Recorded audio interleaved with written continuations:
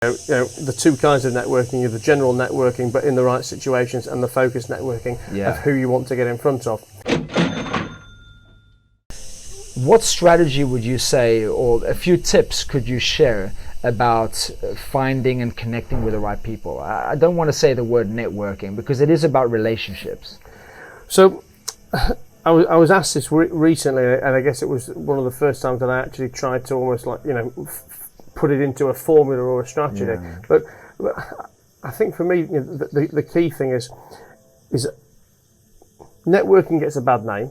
And a lot of people don't want to do it, and a lot of people pull a face at having to do it. And I think the reason being is because they are networking with the wrong people.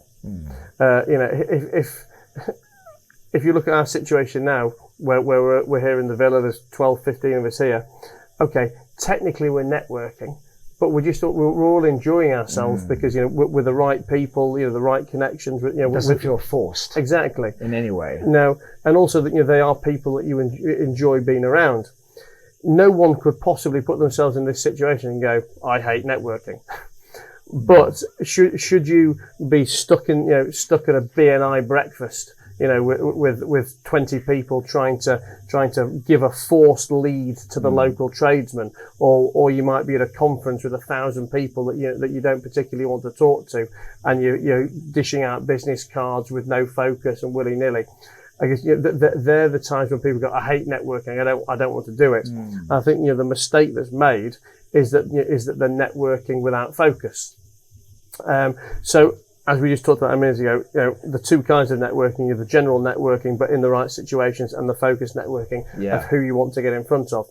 And then I think, when you've decided who you want to get in front of, it's very important to really think about, what can you offer them to get them to take your call, for them to want to sit down in front of you. I was just going to ask you, what questions should you ask yourself when going into that environment? So thank you. Well, and it's something, when I was talking about it before, I'm conscious that I give this answer in as non-arrogant a way as possible. But, a lot of the time people are trying to network above their station.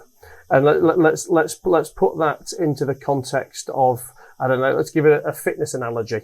If you're going to take me, little tubby me, if I want to go and run a marathon tomorrow, then I'm going to fail. I'm not marathon ready.